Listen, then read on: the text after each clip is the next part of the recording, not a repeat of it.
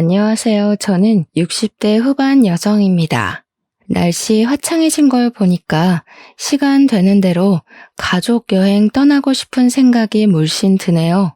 아직 우리 집에 아픈 사람들이 있어서 마음 놓고 여행을 계획할 순 없지만 문제가 해결된다면 가까운 해외라도 한번 계획해 봐야겠어요. 저는 현재 병관으로 바쁜 세월을 보내고 있습니다. 집에 아픈 사람들이 있다고 했는데 제 딸이랑 사위가 병원 신세를 지고 있거든요. 젊은 사람들이 어쩌다가 나이 많은 저랑 남편보다 건강에 적신호가 오게 되었는지 그 이야기를 해보고자 사연에 올려봅니다.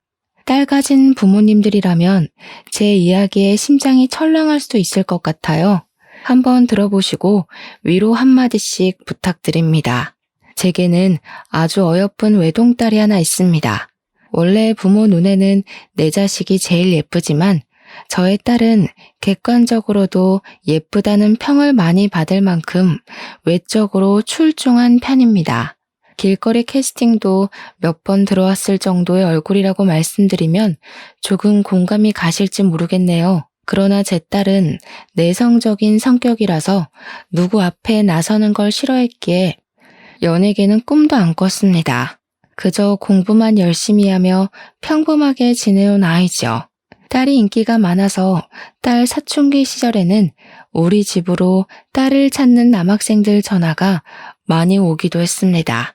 그런 것 보면 저는 자랑스럽다기보다는 좀 걱정이 되었어요. 아무래도 딸에게는 이성으로부터 오는 유혹과 기회가 많을 테니 혹시라도 잘못된 선택을 할까봐 불안했습니다. 제 딸도 언젠가는 결혼을 하겠지만 부디 좋은 남자랑 결혼하길 바랬죠. 그래도 딸은 대학생 때까지는 통학을 했어요. 그리고 딸은 취업을 하면서 지방인 고향을 떠나 서울로 상경을 했습니다.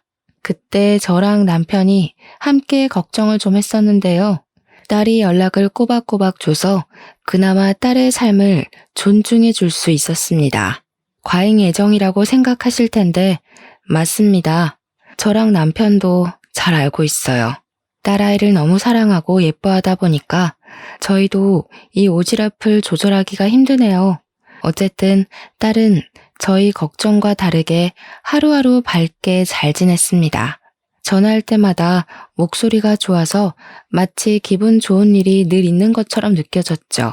남들은 직장 생활을 하면서 좋은 시절 다 갔다고 얘기를 하곤 하던데 제 딸은 적응을 잘하는 것 같아서 다행이었어요. 그러던 어느 날 유독 딸의 목소리가 조심스러울 때가 있었습니다. 왜 그러나 싶었더니 딸이 결혼할 남자가 있다고 소개해주고 싶다는 말을 하더라고요. 그때 솔직히 좀 많이 놀랐고 이걸 기뻐해야 할지 걱정해야 할지 가늠을 하지 못했습니다. 그저 어떤 사람이냐고만 물었었어요. 그랬더니 딸이 같은 회사에서 일하는 동료라고 하더군요. 결혼을 마음먹게 된 이유는 다름 아닌 임신 때문이라는 충격적인 고백까지 했어요. 미안해, 엄마. 근데 나 그 사람 많이 사랑하고 있어. 그래서 임신한 거 후회 안 해. 제발 결혼 허락해줘. 우리 잘 살게. 전화로 그 소리를 들었는데 결혼할 남자가 생겼다는 얘기보다 더 숨이 콱 막히는 기분이었습니다. 결국 저는 걱정되는 마음에 쓴소리가 나가버렸어요. 뭐? 임신? 너 제정신이야? 도대체 서울 가서 무슨 짓을 하고 돌아다녔길래 임신을 해? 그게 얼마나 큰 책임이 따른 일인 줄 알아? 그래서 결혼하겠다고 말하는 거잖아. 우리 같이 아기 책임지기로 했어. 나 오빠랑 결혼하고 싶어. 허락해주면 안 돼?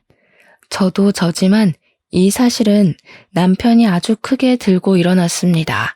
제가 일부러 아빠한테는 얘기하지 말라고 엄마가 좋게 말해보겠다고 해서 엄청 조심스럽게 얘기를 했던 건데도 남편은 우리 딸을 임신시켰다는 그놈한테만 온 신경이 꽂혔습니다. 하지만 어쩌겠어요. 이미 딸이 임신을 했고 둘은 결혼을 하겠다는 마음까지 먹었다는 걸요. 남편은 그놈 낯짝 한번 보자면서 저더러 딸에게 그놈 데려오라 하라고 시키더라고요. 혹시라도 남편이 큰 사달을 낼까봐 걱정이 되었지만 그걸 딸에게 말했더니 오히려 잘 됐다고, 이참에 아빠한테 확실히 소개하고 허락받고 싶다고 결의만 다질 뿐이더군요. 저는 그래도 예의상 그놈의 인사를 받아주었어요. 그런데 남편은 인사도 안 하고 맞이할 생각도 없고 그저 거실 소파에 앉아 그놈을 험악하게 바라보기만 했습니다. 남편에게서 뿜어져 나오는 분위기를 알아서 저는 아무 말도 못했어요. 딸이 제 아빠 눈치를 보면서 그놈을 엄청 칭찬하는 덕에 그나마 정적이 좀 깨졌었네요. 그놈도 눈치가 있는 건지 알아서 분위기를 읽고는 다짜고짜 우리에게 죄송하다고 고개를 숙였습니다. 아버님, 어머님, 정말 죄송합니다. 그런데 저 절대 무책임하게 고은이 돌아설 생각 없어요. 같이 아이 낳고 행복하게 살고 싶습니다. 제발 허락해 주세요. 절대 아버님, 어머님께서 걱정하실 일 만들지 않겠습니다. 걱정할 일? 우리가 걱정할 일이 뭔데? 이미 우리한테 얼굴 보이기도 전에 걱정을 시켰지 않나? 실수도 저지르고 무책임하게 임신까지 시키지 않았냐고. 그런데 무슨 걱정할 일을 안 만들겠다는 거야? 우리가 자네 말을 어떻게 믿어? 남편의 목청은 몇십 년 함께 살아온 저도 가끔씩 벌벌 떨립니다. 그런데 남편을 처음 마주하는 녀석 입장에선 얼마나 더 무서웠겠어요. 그놈은 실제로 무릎을 꿇은 채로 손을 달달 떨고 있었는데 그 모습이 한편으론 안쓰럽기도 했습니다. 그러나 솔직히 아무런 준비 없이 혼전 임신을 저질러 버려서 저도 좋게 봐줄 수가 없었어요. 남편은 특히나 딸을 생각하는 마음이 유별납니다. 그래서 더더욱 그놈의 태도를 더 가볍게 보고 성을 냈어요. 감히 남의 집 귀한 딸내미한테 무슨 짓을 한 거야? 자네가 내 딸을 진심으로 마음에 담고 있었다면 임신시키는 일은 없었어야지. 결국 그놈은 처음부터 우리에게 안 좋은 인식으로 찍혀버렸습니다. 그저 무어라 해명도 못하고 넙죽 엎드리면서 정말 죄송하다는 말만 반복했으며 우리 딸을 진심으로 사랑한다는 증명할 수 없는 말만 늘어놓았어요. 저희는 그놈의 된데미도 모르고 배경도 모르고 그저 딸에게 착하다는 소리 하나만 들었을 뿐입니다. 그런데 그 착하다는 것도 믿기가 어려웠어요. 단연 이유는 준비 없는 혼전 임신 때문이었죠. 남편이 당연히 결혼을 허락해주지 않았어요. 아마 결혼도 안 하고 애부터 덜컥 생긴 딸의 인생을 걱정해서 그랬을 겁니다. 저도 제 남편의 성깔 감당 못합니다. 남편이 거절하자 울면서 사정하는 그놈의 태도가 참 안쓰러웠지만 남편이 완강하게 반대하기도 했고 저 또한 제 딸이 임신을 먼저 해버린 것이 마음에 들지 않아서 끝내 그놈 편을 못 들어줬네요. 딸이랑 그놈은 그 뒤로도 몇 번이고 우릴 찾아왔어요. 그때마다 퇴짜 맞기를 반복했죠. 그러다 제가 처음으로 근본 모르는 그놈에게 마음이 살짝 흔들렸던 적이 있었는데요. 딸에게서 그놈의 부모님이 아주 일찍 돌아가시고 없다는 말을 들었을 때였습니다. 그놈이 고아라고 하더라고요. 자기가 보육원 출신이라서 다 큰 성인이 된 나이에도 보육원에 계속 봉사와 기부를 하고 있다는 소리를 듣고 생각했던 것보다 심성이 고운 것 같아서 마음이 갔어요. 듣자 하니 기부하는 금액이 꽤 되는 것 같더라고요. 돈을 보고 사람을 판단할 생각은 없지만 그래도 제 딸이 의지하고 함께 나아갈 수 있는 형편이 되는 사위면 좋겠다고 생각했거든요. 그놈의 심성이 괜찮은 것 같다고 생각을 하니까 한 번쯤 깊게 대화를 나눠보고 싶었어요. 그래서 남편 몰래 그놈을 따로 만났고 그놈은 한결같이 제 앞에서 어쩔 줄 몰라 했습니다. 그래요. 보육원에 봉사한다고 들었는데 참 대단한 일을 하고 있네요. 요즘 젊은 사람들은 자기 살기 바빠서 주위 사람 챙길 여유가 부족한데 우리 딸이 어디가 좋은지 물어봐도 되겠어요? 저같이 보잘것없는 사람한테 가족이 되어주고 싶다고 한 사람은 고은이가 처음입니다. 저 고은이 행복하게 해줄 수 있어요. 고은이 일이라면 뭐든지 나서는 남편이 될 수 있습니다. 그 누구보다도요. 제 딸은 예쁜 얼굴처럼 마음까지도 참 예쁜 아이예요. 다른 남자들과 다르게 우리 딸 얼굴이 아닌 마음을 봐주는 것 같아서 저는 한층 더 그놈이 마음에 들었습니다. 그리고 무엇보다 딸이 좋아 죽는 남자니까 웬만하면 허락해주고 싶었어요. 아마 혼전 임신 사실이 아니었다면 저랑 남편이 처음부터 냉철하게 나가는 일은 없었을 겁니다. 아무튼 저는 그 자리에서 결혼을 허락해 주겠다고 말을 했어요. 그리곤 나는 내 남편 감당 안 되니까 이제 내 남편을 끈질기게 설득해보라고 했죠. 그랬더니 사위가 된 그놈이 벌떡 일어나 90도로 인사하는데 문득 부모 없이도 참 번듯하게 컸다고 생각했습니다. 하지만 사위의 당찬 포부와는 다르게 남편의 반대는 계속해서 길어졌어요. 남편 때문에 오히려 사위가 아닌 딸이 지쳐가고 있었습니다. 딸은 처음 인사를 나눴을 때보다 배가 더 불러왔는데 남편은 여전히 요지부동이었죠. 저도 남편이 어떤 생각을 하고 있는지 모르겠더라고요. 이대로 딸을 미혼모로 살게 할 생각인 건지 도통 말을 안 해주니까 딸을 안심시켜 줄 수도 없었습니다. 여보, 그래도 애가 생겼는데 둘이 같이 살게 해줘야지. 혼전 임신시키고 도망가는 총각들도 많은데 그 녀석은 끝까지 우리 딸 책임진다고 하잖아. 마냥 반대하는 게 우리 딸을 위한 길은 아닌 것 같아서 그래. 내가 아직 그놈한테 확신이 없어. 우리 딸을 저만큼 따라다닌 놈들 없었을까봐. 그놈 눈빛이 아무래도 음흉하다고. 임신했다고 생각 없이 결혼해서 이혼 이력 남길 바에는 그냥 미혼모로 사는 것도 나쁘지 않아. 그걸 왜 당신이 정해. 그리고 그 녀석 표정이 원래 좀 개슴츠레한 편이더구먼. 괜히 그런 걸로 딸이랑 사이 멀어지고 싶어? 우리 딸이 지금 당신한테 얼마나 실망하고 있는데. 남편이 딸을 무척 아낀다고 했잖아요. 남편은 딸이 학창 시절을 마칠 때까지 딸의 등하교를 책임진 사람입니다. 그래서 남편은 딸의 꽁무니를 쫓는 남자애들을 많이 봤다고 했었어요. 딸이 남편의 품을 떠나게 된 건 직장에 취업한 후부터였거든요. 남편은 딸이 자기 울타리를 넘어서 남자를 만난 것도 걱정이 되는데 심지어 임신까지 했다고 하니 사위를 생각하는 마음이 생각보다 더 날카로웠어요. 남편의 마음을 이해 못하는 게 아닙니다. 그렇지만 사윗감을 신중하게 고르더라도 가장 중요하게 염두해야 되는 건 딸의 마음 아닌가요? 남편의 의도와는 다르게 딸은 갈수록 제 아빠한테 불만을 품기 시작했어요.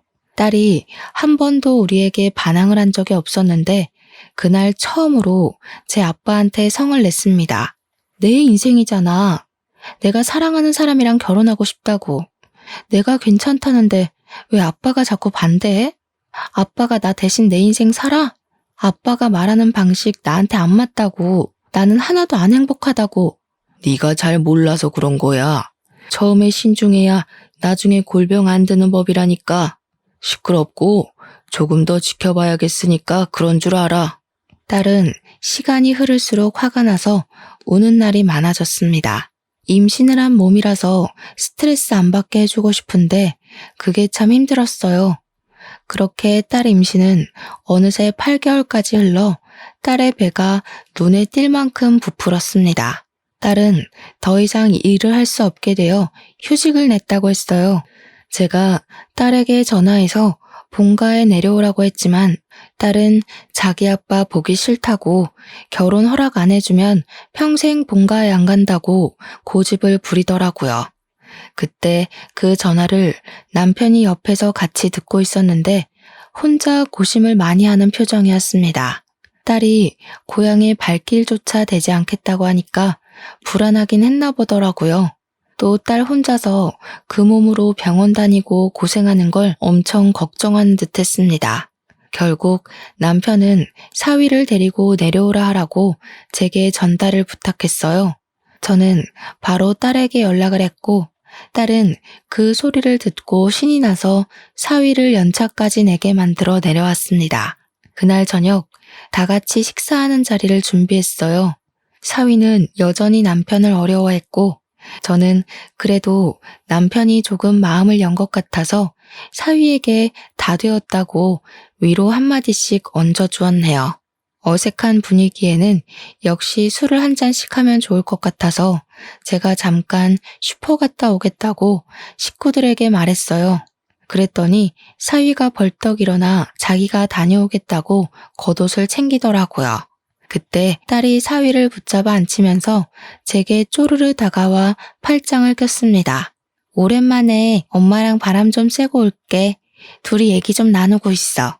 한 10분이면 될 거야. 아빠 괜찮지? 딸은 남편과 사위의 둘만의 시간을 만들어주고 싶었는지 귀여운 꼼수를 부렸습니다. 딸이 남편에게 허락을 구했는데 남편이 의외로 얼른 다녀오기나 하라면서 저랑 딸을 보내려고 했어요. 말투가 부드러운 걸 보니 다행히도 사위를 나무랄 것 같진 않아서 안심이었습니다. 잘된 일 같아서 저랑 딸은 서둘러 집을 빠져나왔어요. 집이랑 3분 거리밖에 안 걸리는 가까운 슈퍼를 갔는데 슈퍼 사장님이 성인이 된 우리 딸을 알아보더라고요. 고양이니까 오랜만에 보는 거라서 반겼던 거죠. 그때까지만 해도 오래간만에 느끼는 평화로움에 기분이 좋아서 저절로 콧노래가 나왔습니다. 제가 술을 고른 후 가볍게 먹을 후식을 찾는 동안 딸은 슈퍼 밖에 전시되어 있는 귤박스를 보러 나갔어요.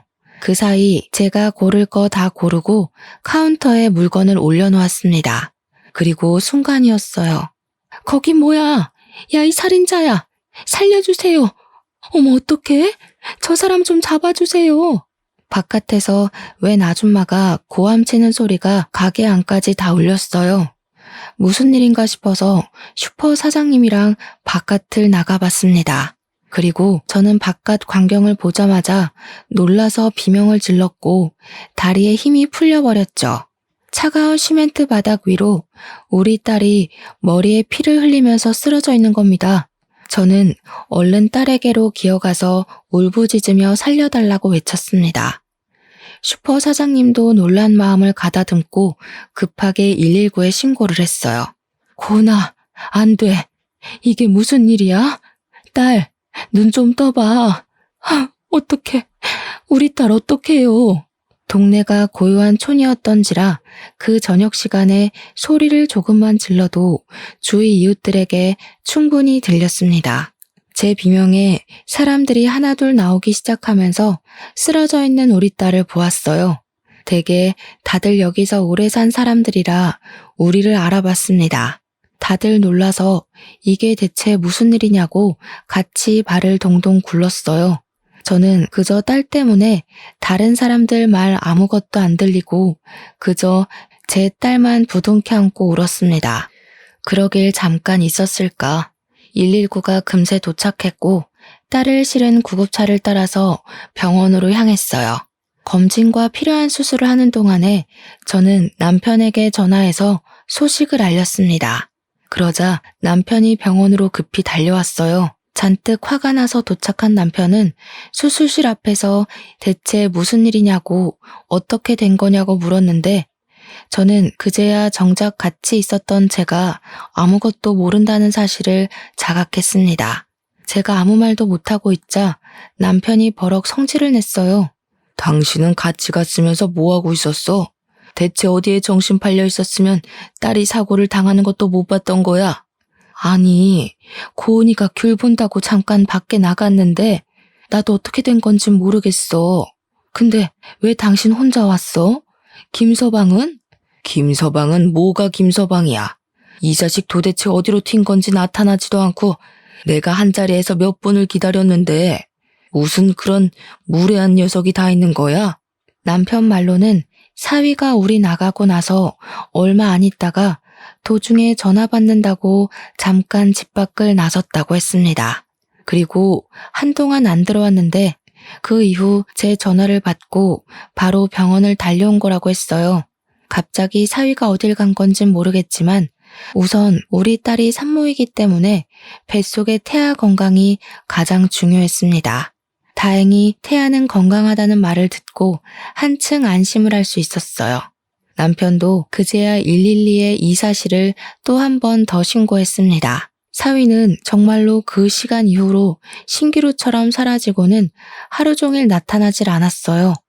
혹시나 집에서 우리를 기다리고 있지 않을까 싶어서 전화를 해보고 싶어도 전화번호를 몰라서 못 해봤습니다. 혹시나 해서 확인하러 다시 집을 다녀온 남편이 없다고 하더라고요. 몇 시간이 지나도 나타나지 않는 거라면 이 녀석이 말도 없이 서울을 갔나? 그런 생각도 했었어요. 일단 저희에게 당시 걱정거리는 사위가 아니었어요. 딸이 깨어나지 않는다는 것이었죠. 의사가 말을 하길 강한 걸로 안면을 얻어맞고 쓰러지면서 머리가 바닥에 무방비하게 부딪히는 바람에 뇌진탕 크게 왔다고 했습니다. 그래서 머리를 다쳤다 보니 의식이 늦어지는 것 같다고 하는데 이건 하염없이 기다리는 방법밖에 없다고 했어요. 정말 절망적이었습니다. 딸이 이렇게 사고를 당한 것이 제 탓 같아서 너무 괴로웠어요. 이 와중에 딸의 배는 계속 불러오고 사위는 나타나지도 않고 그야말로 불행이 따로 없었습니다. 남편은 목격자나 증거를 찾아서 슈퍼 주위를 몇 번이나 돌아다녔어요. 그러더니 어느 날 실제 목격자를 만나 진술을 받아왔다고 하더라고요. 목격자는 동네 사람이 아니라 잠깐 동네에 들린 사람이라 찾는데 좀 걸렸다고 했습니다. 남편이 그걸 경찰한테까지 부탁해서 그 사람을 찾아낸 거였어요. CCTV가 그 길에는 하나밖에 없었는데 하필 범인 뒷모습만 찍혔던지라 같이 찍혀있던 목격자를 찾는 게 더 빨랐다네요. 그렇게 목격자가 제 남편의 물음에 진술한 내용은 다소 충격이었습니다. 그 목격자는 그날 그 길을 지나가면서 웬 남자가 제 딸한테 접근해서 톡톡 건드리며 아는 체를 하는 걸 봤고 분명 남자가 아무 말도 안 한 것 같은데 딸이 엄청 놀라면서 사색이 되는 바람에 눈길이 갔다고 했어요. 그게 이상해서 쭉 지켜보며 걸어오고 있었는데 거리가 조금 가까워지려 할 때쯤 그 남자가 갑자기 제 딸에게 손을 올리며 죽어! 그렇게 말했다고 하는 겁니다. 그리곤 말릴 새도 없이 남자가 딸의 안면을 큼직한 주먹으로 강타했고 딸이 그대로 정신 잃고 쓰러지자 그 다음엔 남자가 발을 올려 딸을 걷어차려고 했다며 진술했죠. 그때 목격자가 살인자다 라고 소리친 거래요. 그렇게 하지 않았으면 남자가 정말 제 딸의 배를 분질러 버릴 것 같았다고 하더라고요. 목격자가 그렇게 소리를 지른 덕에 남자는 딸에게 침만 뱉고 그대로 튀었다고 했습니다. 이건 경찰에게도 보고가 된 내용이라네요. 남편은 몇 번이나 들었을 텐데도 목격자가 진술 녹음을 들으면서 마치 처음 듣는 것처럼 화나 있었습니다. 그리곤 얼토당토하는 추측을 제시했어요. 이거 혹시 그놈 아니야? 이놈이 막상 애 생기니까 책임지기 싫어서 이런 짓 꾸민 거 아니냐고. 왜 확실하지도 않은 걸로 사람을 의심하고 그래. 김서방한테도 사정이 다 있겠죠. 곧 연락 올 거예요. 연락은 무슨 이미 당일에 잠적한 것만으로 그 새끼는 꽝이야. 그 새끼가 내 딸 이렇게 되기 전에 없어지고는 며칠째 안 나타나고 있잖아. 저는 심성 좋은 사위를 믿고 싶었으나 남편이 얘기하는 정황이 너무 일리가 있어서 의심을 안 할 수 없었습니다. 의심을 안 하려면 사위가 나타나서 우리에게 해명을 해줘야 하는데 모습을 코빼기도 안 비추니까 나날이 의심만 커져갔어요. 딸도 안 일어나 사위는 사라져버려 목격자는 그 범인이 젊은 남자라고 해서 저랑 남편은 결국 생각하는 대로 시나리오를 쓸 수밖에 없었죠. 그렇게 한 1년이 지나버렸습니다. 저와 남편의 시간은 딸이 사고 났던 그 시간에 멈춰 있었어요. 딸도 여전히 그 시간에 머물고 있었고 사위 또한 여전히 깜깜무소식이었습니다. 한 가지 변화가 있었다면 그건 바로 손녀의 존재였어요. 지난 1년 과정에서 딸은 의식불명 상태로 출산을 겪는 바람에 대수술을 했었고, 우리 딸 다음으로 염려가 되었던 손녀를 무사히 받을 수 있었습니다. 지옥 같은 1년이 지나오면서 유일하게 설레었던 시간이었네요. 그러나 그 들뜬 마음도 잠시였었죠. 예쁜 손녀가 태어났는데 엄마 아빠의 사랑을 받지 못한다는 게 너무 안타까웠거든요. 저는 손녀 때문에 병원에 오래 있을 수가 없어서 할 수 없이 집에 머무는 시간이 길었고, 남편이 대신 제 딸 옆을 하루 종일 지켜주었습니다. 여전히 저와 남편의 가슴에는 대못이 박혀 있었지만 그나마 손녀 덕분에 숨은 쉴 수 있는 상태로 지냈어요. 그러던 어느 날 제가 손녀 분유를 먹이고 막 재운 시간이었는데 갑자기 현관문이 시끄럽게 두들겨졌습니다. 손녀를 겨우 재웠는데 깰까봐 식겁해서 얼른 인터폰을 들어 확인했어요. 대체 누가 이렇게 무례한 짓을 하는 건지 예민해진 감정을 담아서 욕을 해주려고 했는데요. 인터폰으로 보인 익숙한 정체 때문에 저는 입을 틀어막고 말았습니다. 그 사람은 다름 아닌 1년 전에 잠적해버렸던 사위더라고요. 깜짝 놀라서 한참 굳어 있다가 문 밖에서 어머님 하는 소리에 정신 차리고 얼른 나가 문을 열어줬습니다. 정말 연락도 없이 사라져버렸던 사위가 맞더라고요. 근데 사위의 몰골이 말이 아니었어요. 당황스럽게도 그놈은 우리를 마지막으로 만났던 그때 그 복장에 목발을 짚고 있는 겁니다. 어머나 세상에, 자네 대체 꼴이 왜 이런가? 아니, 그보다 여태 어디서 뭘 하다가 이제 나타났어? 그날 무슨 일 있었던 거야? 연락은 왜 못했어? 어디서 뭘 하고 살았길래 이 모양 이 꼴로 나타나? 어머님, 고은이는 어떻게 됐어요? 고은이 어딨어요? 고은이 무사한 거 맞죠? 살아있는 거죠?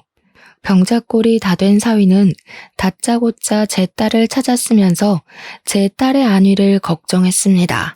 그러자 저는 남편과 함께 사위를 의심했던 순간이 떠올라서 바로 사위의 멱살을 잡았어요. 정말 자네 짓이야? 자네는 내 딸이 사고당한 거 어떻게 알고 있어? 뭘 하다가 이제야 나타나서 내 딸을 걱정하는 척해? 자네 그럴 자격이 있다고 생각하나? 내 딸 아직까지 못 깨어나고 식물인간으로 누워있어. 애를 임신시켜놓고 대체 이게 무슨 무책임한 짓이야? 식물인간이 되어 1년째 못 깨어나고 있다는 딸 소식을 듣더니 사위가 갑자기 목발을 쓰러뜨리며 주저앉아 버렸습니다. 그러고는 마치 아이처럼 엉엉 울기 시작했어요. 지금 울고 싶은 사람이 누군데 먼저 선수를 치는 건지.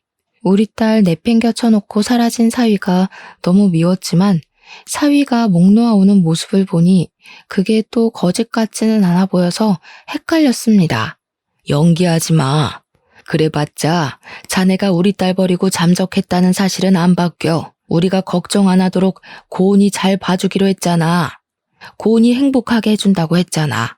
그런데 이게 뭐야?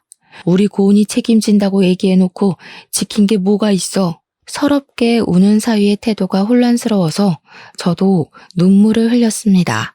주저앉아 있는 사위를 쥐어잡고 없는 힘을 실어 흔들었어요.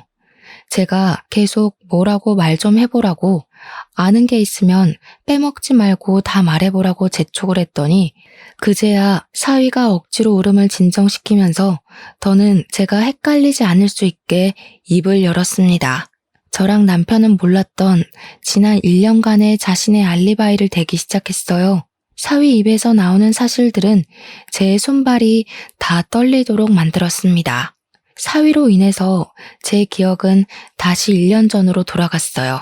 그날 사위는 남편이랑 단둘이 처음으로 딸 얘기가 아닌 사적인 대화를 텄다고 합니다. 낚시를 좋아한다는 공통점을 찾아서 그걸로 대화를 나누고 있었는데 느닷없이 회사에서 전화가 왔고 팀장직 자리에 있었던 사위는 급하게 연차를 내고 온 사정이라서 전화 안 받을 수가 없었다고 했어요. 그래서 남편에게 양해 구하고 잠깐 현관 밖으로 나갔다고 했습니다. 우리 집이 주택이라서 현관문을 나오면 마당이 있고 열린 철문이 바로 보이는 구조입니다. 그런데 통화하는 사이 어떤 남자가 우리 집 입구를 지나가면서 자기 쪽을 돌아보는데 사위가 보기엔 모자 밑으로 보이는 얼굴이 낯익었다고 하더라고요. 그리고 그 남자의 정체를 한 5초 뒤에 알아본 사위는 급하게 그 남자 뒤를 쫓아갔다고 했습니다. 그렇게 사위랑 그 남자는 추격전을 하게 되었대요. 둘이서 한참 달리다가 생각 없이 도로로 뛰어드는 바람에 나란히 교통사고가 나버렸다고 하는 겁니다. 그 사고로 크게 다친 사위는 오랫동안 의식을 찾지 못했고 자기 쪽 먼 친척에게 사고 연락이 가는 바람에 의식 없는 채로 서울병원으로 이송되었다고 했어요. 그렇게 병원 신세를 진 지 7개월 만에 눈을 떴는데 몸이 오랜 기간 동안 잠을 잤던지라 근육이 다 죽어버렸고 자리에서 일어나는 데만 몇 개월이 걸렸다고 했어요. 게다가 재활하는 데 또 몇 개월, 몸을 움직일 수 있게 되자마자 다시 우리 집을 찾아오게 되었다고 했습니다. 사위가 거짓말을 하는 것 같진 않았어요. 사위 하는 말을 들어보니까 제 딸이 그렇게 봉변을 당한 것이 사위가 쫓던 남자 때문일 거라고 그렇게 말을 하더라고요. 범인을 못 찾고 있던 과정에서 사위가 해준 말은 범인을 잡을 수 있는 희망과도 같은 발언이었습니다. 그래서 사위 말을 더 믿고 싶었어요. 그럼 내 딸 그렇게 만든 놈을 자네가 알고 있다는 거야? 그놈이 누구야? 누군데 감히 내 딸한테 그런 짓을 해? 자네랑 깊은 사이인 거야? 얼굴 보니까 기억나더라고요. 고은이도 아는 사람이에요. 저랑 고은이 대학교 때부터 만났잖아요. 아마 고은이가 부모님 걱정한다고 말 안 했을 거예요. 그때부터 고은이를 지독하게 쫓아다녔던 남학생이 하나 있는데요. 그러니까 사위가 하는 말은 이랬습니다. 그 남학생이 제 딸한테 흑심을 품고 계속 쫓아다니며 스토킹을 했다고 하는 거 아니겠습니까? 딸이 대학교는 통학을 했는데 그 남학생이 우리 딸 동네까지 쫓아오면서 스토커 짓을 했대요. 딸이 학교를 졸업할 때까지 그렇게 시달리도록 했다는데 취업을 서울로 하면서부터는 그 스토킹이 끊겼다고 했습니다. 그런데 오랜만에 내 딸이 고향을 돌아오자 여전히 고향에 머물고 있던 그 범인이 딸을 보게 된 거고 배가 불러있는 딸을 보고는 울컥해서 팼을 거라는 것이 사위의 추측입니다. 심지어 그 범인은 학교 다닐 적에 사위가 남자친구인 걸 알고 사위도 때린 적 있다고 했어요. 사위는 제 딸을 그놈으로부터 지키려고 항시 대기하고 연락하고 붙어 다녔다더군요. 그런 줄도 모르고 저랑 남편은 사위를 범인 취급하면서 쌍욕을 한 거였어요. 문득 미안했습니다. 그런 일이 있었으면 진작에 말을 하지 그랬어. 나는 진짜 몰랐네. 미안하다. 엄한 사람 붙잡고 원망하기만 했는데 자네 볼 면목이 없어. 아니에요, 어머님. 그런 말씀하지 마세요. 제가 판단을 제대로 못했어요. 고은이가 말하지 말라고 했어도 이런 위험한 사실은 미리 말씀드렸어야 했는데 저야말로 두 분께 너무 죄송합니다. 저는 그제야 몸 아픈 사위를 살피면서 손을 꼭 잡아주었어요. 그리곤 그 범인에 대해서 더 물었습니다. 사위 말로는 그 범인이 가정이 있다고 하더라고요. 와이프도 있고 자식 하나 있는데요.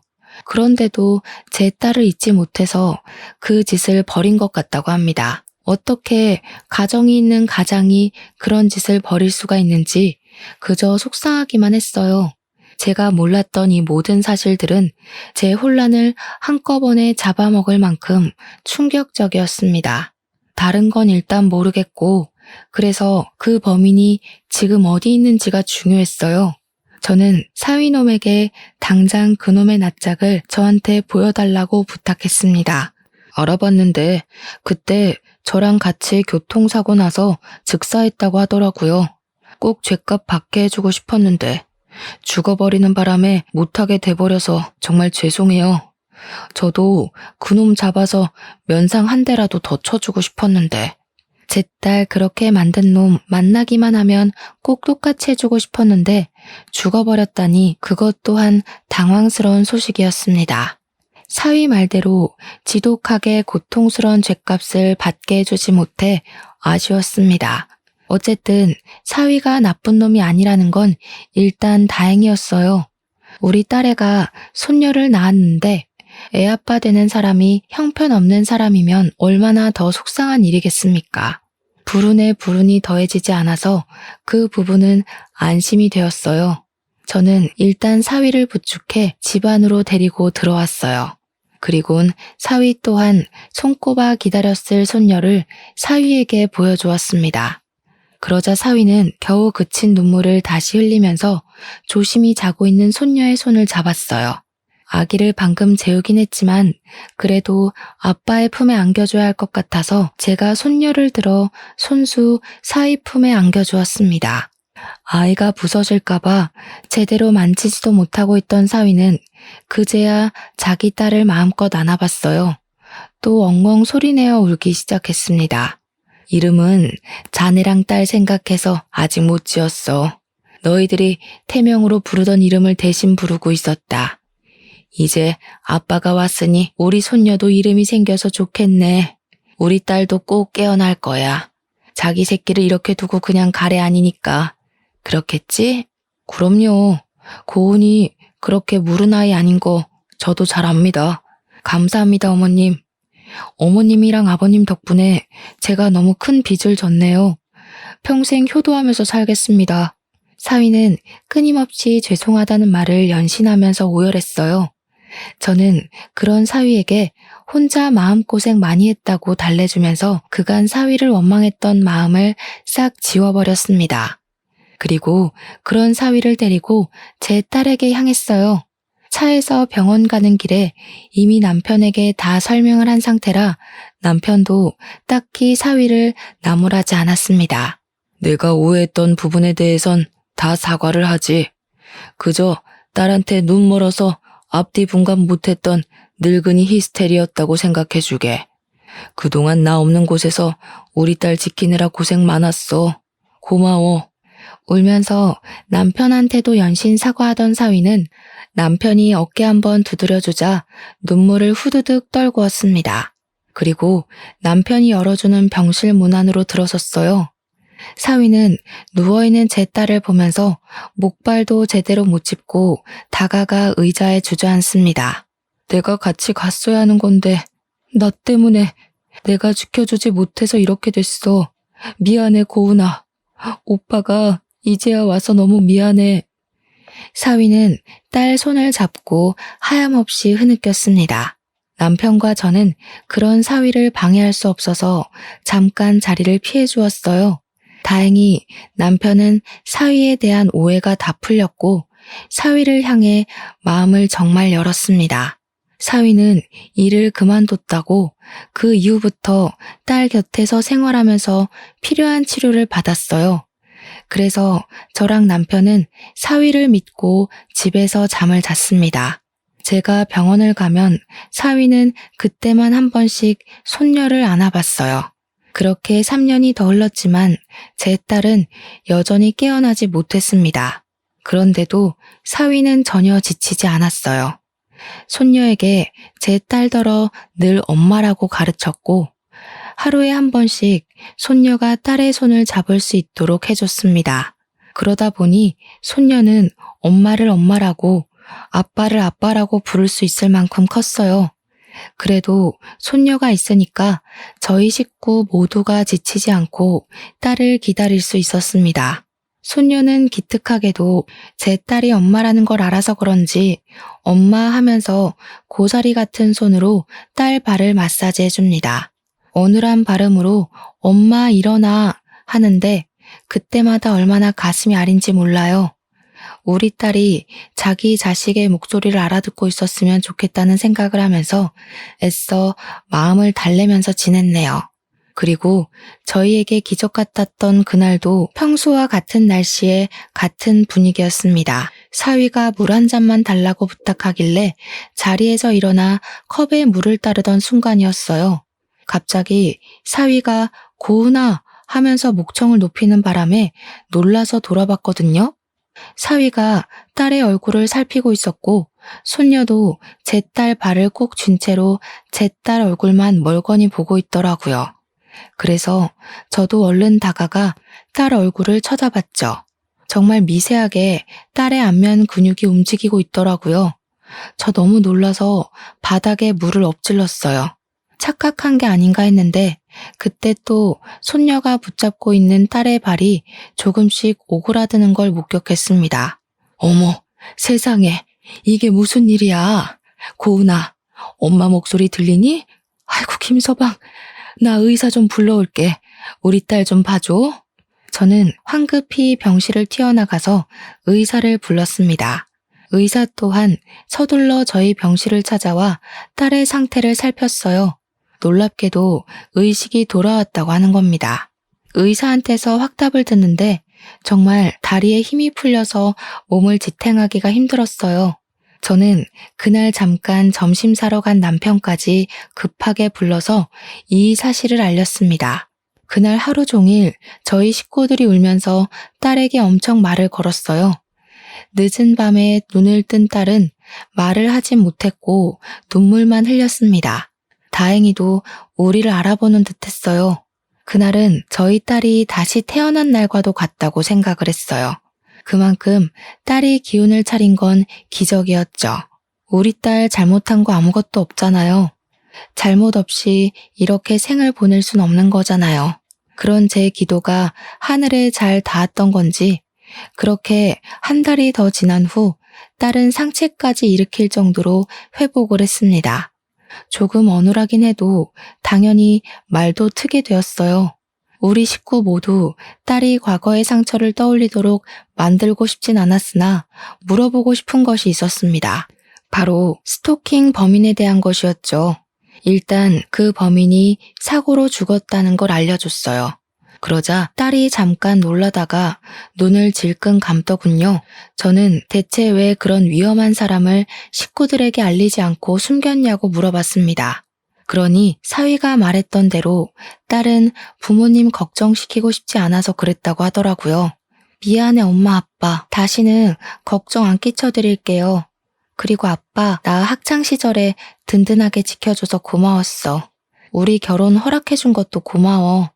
나 늘 아빠가 과잉보호한다고 생각했는데 이번 일로 크게 반성했어. 너무 속상했습니다. 딸이 저희를 걱정해서 비밀로 했다는 건 기특한 마음이지만 저랑 남편은 그런 딸에게 다시는 그러지 말라고 했어요. 부모한테는 자식을 잃는 것만큼이나 무서운 일은 없잖아요. 딸은 저희에게 미안하다고 자신의 생각이 짧았다면서 반성을 하였습니다. 어쨌든 그 범인이 죽어서 한층 안전해진 건 다행이라 생각했어요. 이제는 딸을 그만 혼쭐내고 깨어난 것만으로도 그저 감사하다. 그런 생각만 했습니다. 그렇게 요즘은 모두 마음을 놓고 드디어 가족 같은 가족 분위기를 느끼며 살고 있어요. 딸은 어느새 걸음마까지 자기 딸을 매일같이 안고 있습니다. 자고 일어나면 저랑 손녀가 병원 오기만을 기다리고 있어요. 얼마나 전화를 하면서 빨리 와달라고 재촉하는지 모릅니다. 전혀 귀찮지 않아요. 행복합니다. 제 딸의 지저귀는 목소리를 다시 들을 수 있어서 기쁘고 매일 볼 수 있어서 감격스럽습니다. 제 인생의 모든 복을 다 끌어다 썼다 해도 전혀 아깝지 않고 앞으로도 계속 아깝지 않을 테니 부디 제 딸이 끝까지 기운을 내서 건강을 회복하길 바랄 뿐이에요. 사위는 딸보다 회복이 더 빨라서 이젠 목발을 짚지 않고도 잘 걸어 다닙니다. 그래도 아직 뛰는 건 불가능해서 부지런히 재활 중이에요. 그리고 손녀는 곧 어린이집 입학을 앞두고 있어요. 이제 4살인데 그래도 3살까지는 자기 엄마랑 아빠랑 놀게 내버려 뒀거든요. 딸이 아이를 4살부터는 어린이집 보내고 싶다고 해서 그렇게 해주고 있습니다. 손녀가 하원을 할 때면 제 엄마랑 아빠 만나느라 병원 앞에서 내리겠지만 얼른 딸이랑 사위가 몸을 완전히 회복해서 손녀랑 같이 집에서 만나는 날이 오길 바랄 뿐입니다. 그때 되면 딸이랑 사위 신혼여행을 먼저 보내줄 생각이에요. 그리고 그 다음 가족 여행을 가는 게 좋겠네요. 그런 행복한 날이 반드시 오겠죠?